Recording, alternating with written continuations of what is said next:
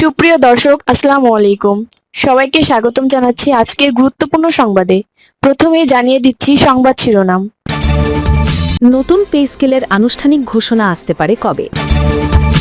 এদিকে জাতীয় পেনশন স্কিমে ৩২ মাসে যুক্ত হয়েছে ৩.৭৭ লাখ মানুষ, জমা ২৫৫ কোটি। অপরদিকে এসএসসি এইচএসসি নিয়ে নতুন পরিকল্পনার কথা জানালেন শিক্ষামন্ত্রী। এবং সবশেষে থাকছে চূড়ান্ত অনুমোদন পেল পদ্মা ব্যারেজ। শুনছিলেন সংবাদ শিরোনাম, এখন বিস্তারিত। তার আগে ছোট্ট একটি আবেদন, সত্য সংবাদ ছড়িয়ে দিতে আপনাদের একটি সাবস্ক্রাইব আমাদের জন্য অনেক বড় সমর্থন। লাইক ও কমেন্ট করে জানান আপনাদের মতামতই আমাদের শক্তি।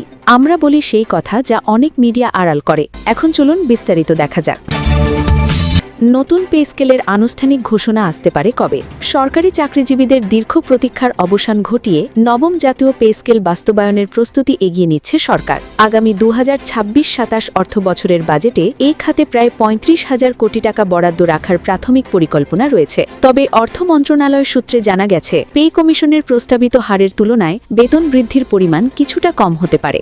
নতুন পে স্কেল এক ধাপে নয়, বরং ৩ ধাপে বাস্তবায়ন করার প্রস্তাব করা হয়েছে। পরিকল্পনা অনুযায়ী প্রথম ধাপে ২০২৬-২৭ অর্থ বছরের বাজেটে মূল বেতনের প্রায় ৫০% বৃদ্ধি হতে পারে। পরে পরবর্তী অর্থ বছরগুলোতে ধাপে ধাপে বাকি অংশ যুক্ত করা হবে। একই সঙ্গে ভাতাগুলো পর্যায়ক্রমে সমন্বয় করা হবে। তবে এই বৃদ্ধির হিসাব ৬০ থেকে ৭০% কাঠামোর ভিত্তিতে নির্ধারণ করা হতে পারে বলে জানা গেছে, যেখানে কমিশনের সুপারিশ ছিল ১০০ থেকে ১৪০% পর্যন্ত বৃদ্ধির। সাবেক অর্থ সচিব জাকির আহমেদ খানের নেতৃত্বাধীন ২৩ সদস্যের পে কমিশন চলতি বছরের ২১ জানুয়ারি তাদের প্রতিবেদন জমা দেয়। সেখানে বলা হয়, প্রায় ১৪ লাখ সরকারি কর্মচারী এবং ৯ লাখ পেনশনভোগীর জন্য অতিরিক্ত ১,০৬,০০০ কোটি টাকার মতো ব্যয় লাগতে পারে। এই বিশাল আর্থিক চাপ সামলাতেই ধাপে ধাপে বেতন কাঠামো বাস্তবায়নের পরিকল্পনা নিয়েছে সরকার। সূত্র অনুযায়ী জুডিশিয়াল সার্ভিস এবং সশস্ত্র বাহিনীর জন্য আলাদা বেতন কাঠামোর প্রস্তাব তৈরি করা হয়েছে। সব প্রস্তাব প্রধানমন্ত্রীর অনুমোদন পেলে আগামী বাজেটেই নবম পে স্কেলের আনুষ্ঠানিক ঘোষণা আসতে পারে।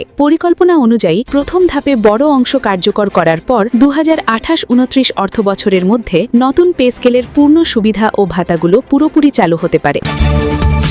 এদিকে জাতীয় পেনশন স্কিমে ৩২ মাসে যুক্ত হয়েছে ৩.৭৭ লাখ মানুষ, জমা ২৫৫ কোটি। ২০২৩ সালের ১৭ আগস্ট ১৮ থেকে ৫০ বছর বয়সে সব বাংলাদেশি নাগরিক, বিশেষ বিবেচনায় ৫০ ঊর্ধ্ব সবার জন্য সার্বজনীন পেনশন স্কিমের যাত্রা শুরু হয়। শেষ বয়সে সব শ্রেণীর মানুষের আর্থিক নিরাপত্তার জন্য পতিত আওয়ামী লীগ সরকারের সময় ঘটা করে শুরু করা সার্বজনীন পেনশন স্কিমে ৩২ মাসে যুক্ত হয়েছেন ৩,৭৭,০০০ গ্রাহক, যাদের মাধ্যমে জমা হয়েছে ২৫৫ কোটি টাকা। মঙ্গলবার ১২ মে অর্থমন্ত্রী আমির খসরু মাহমুদ কুনির সঙ্গে সার্বজনীন পেনশন স্কিম বিষয়ক উচ্চ পর্যায়ের সভার জাতীয় পেনশন কর্তৃপক্ষের নির্বাহী চেয়ারম্যান স্কিমের বর্তমান অবস্থা সম্পর্কে বিস্তারিত উপস্থাপনা তুলে ধরেন। অর্থ মন্ত্রণালয়ের তথ্য বলছে, প্রথম এক বছরে এই স্কিমে যেখানে যুক্ত হয়েছিল প্রায় ৪.৫ লাখ মানুষ, সেখানে পরের ২০ মাসে এই সংখ্যা বেড়েছে কেবল ৫,০০০-এর মতো। সভায় দেখানো হয়, যাত্রার শুরু থেকে গত ৩০ এপ্রিল পর্যন্ত ৪টি স্কিমে প্রবাস, প্রগতি, সুরক্ষা ও সমতা মোট ৩,৭৭,৫৪৫ জন নাগরিক নির্বন্ধিত হয়েছেন।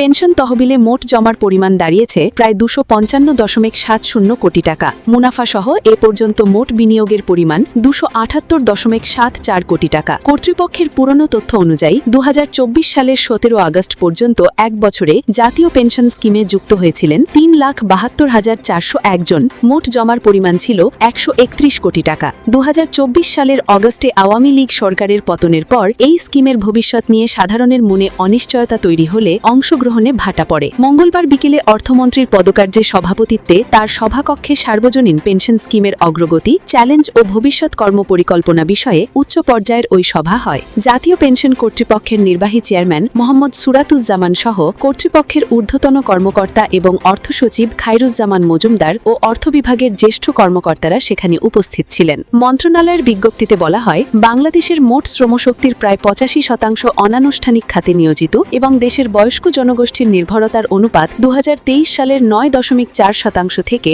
২০৫০ সালে ২৪% এবং ২০৭৫ সালে ৪৮% উন্নীত হবে। ভবিষ্যতের এই জনমিতি পরিবর্তনের বিষয়টি মাথায় রেখে সভায় সার্বজনীন পেনশন স্কিমকে আরও শক্তিশালী এবং অন্তর্ভুক্তিমূলক করার প্রয়োজনীয়তা তুলে ধরা হয়। অর্থমন্ত্রী সার্বজনীন পেনশন স্কিমের প্রতি জনগণের আস্থা বৃদ্ধি, প্রচার কার্যক্রম জোরদারকরণ, সাইবার নিরাপত্তা নিশ্চিতকরণ এবং দক্ষ ও পেশাদার জনবল নিয়োগের ওপর বিশেষ গুরুত্ব আরোপ করেন। 2024 সালের 5 আগস্ট রাজনৈতিক পট পরিবর্তনের পর সার্বজনীন পেনশন স্কিম নিয়ে জাতীয় পেনশন কর্তৃপক্ষ এক ধরনের অনিশ্চয়তায় মধ্যে ছিল। তবে অন্তর্বর্তীকালীন সরকারের পক্ষ থেকে সবুজ সংকেত পাওয়ার পর এখন নিয়মিত কার্যক্রম চালিয়ে গেলেও পেনশন স্কিমে জনগণের সাড়া তলানিতে নেমেছে। শুরুতে প্রবাস, প্রগতি, সুরক্ষা ও সমতা স্কিম চালু করা হয়েছিল। গত জুলাইয়ে সরকারি ও স্বায়ত্তশাসিত প্রতিষ্ঠানের জন্য প্রত্যয় স্কিম চালু করতে গিয়ে ধাক্কা খায় কর্তৃপক্ষ। অংশজনদের বিরোধিতার মুখে ওই প্যাকেজ চালু করা যায়নি। অপরদিকে এসএসসি এইচএসসি নিয়ে নতুন পরিকল্পনার কথা জানালেন শিক্ষামন্ত্রী। 10 বছরে এসএসসি এবং 12 বছরে এইচএসসি পরীক্ষার লক্ষ্য নিয়ে কার্যক্রম হাতে নিয়েছে সরকার বলে জানিয়েছেন শিক্ষা ও প্রাথমিক ও গণশিক্ষামন্ত্রী ডক্টর আ.ন. এহসানুল হক মিলন। বুধবার সকালে ঢাকা রেসিডেন্সিয়াল মডেল কলেজে অন গ্রেড সোলার প্রজেক্টের উদ্বোধন অনুষ্ঠানে প্রধান অতিথির বক্তব্যে তিনি এই মন্তব্য করেন।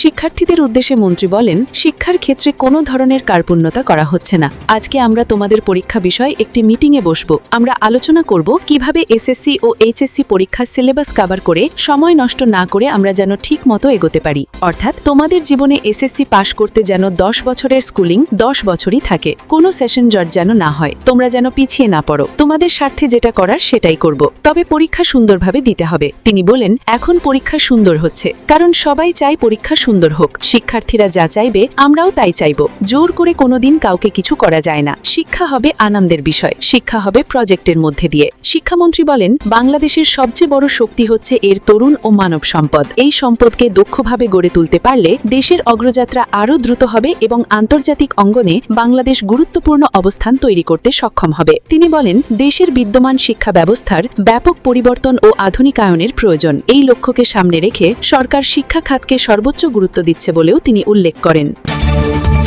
এবং সব শেষে থাকছে চূড়ান্ত অনুমোদন পেল পদ্মা ব্যারেজ। জাতীয় অর্থনৈতিক পরিষদের নির্বাহী কমিটির একনেক সভায় চূড়ান্ত অনুমোদন দেওয়া হল পদ্মা ব্যারেজ প্রকল্পটি। প্রকল্পটির মোট প্রস্তাবিত ব্যয় 33,474.45 কোটি টাকা। বুধবার সচিবালয়ের মন্ত্রিসভা কক্ষে প্রধানমন্ত্রী তারেক রহমানের সভাপতিত্বে অনুষ্ঠিত একনেক সভায় প্রকল্পটি অনুমোদন দেওয়া হয়েছে।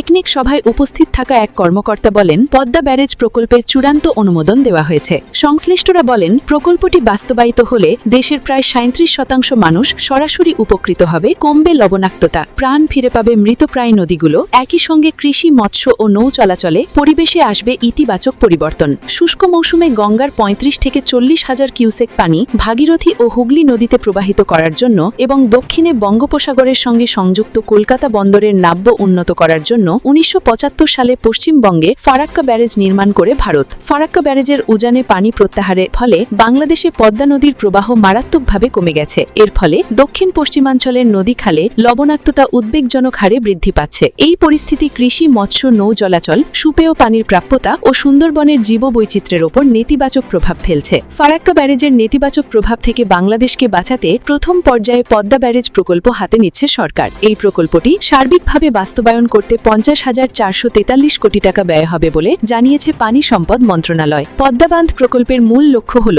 শুষ্ক মৌসুমে পদ্মা নদীর পানি সংরক্ষণ ও নিয়ন্ত্রণ করে দেশের দক্ষিণ পশ্চিমাঞ্চল ও উত্তর পশ্চিমাঞ্চলের নদী ব্যবস্থায় স্বাদু পানির প্রবাহ নিশ্চিত করা। তবে এই প্রকল্পটি বাস্তবায়নে সবচেয়ে বড় অনিশ্চয়তা তৈরি হয়েছে ভারতের ফারাক্কা ব্যারেজ সংক্রান্ত ভূ রাজনৈতিক বাস্তবতায়। 1996 সালে হওয়া গঙ্গার পানি বন্টন চুক্তির মেয়াদ চলতি বছরের ডিসেম্বরে শেষ হচ্ছে। সংশ্লিষ্ট সূত্র জানায়, 70-এর দশকে ভারতের ফারাক্কা ব্যারেজ নির্মাণের পর পদ্মা নদী থেকে পানি প্রত্যাহারে শুষ্ক মৌসুমে বাংলাদেশ অংশে পানি প্রবাহ মারাত্মকভাবে কমে গেছে। এর ফলে দক্ষিণ পশ্চিমাঞ্চলের নদী খালে লবণাক্ততা উদ্বেগজনক হারে বৃদ্ধি পাচ্ছে। এই পরিস্থিতি কৃষি, মৎস্য, নৌ চলাচল, সুপেয় পানির প্রাপ্যতা ও সুন্দরবনের জীববৈচিত্র্যের ওপর নেতিবাচক প্রভাব ফেলছে।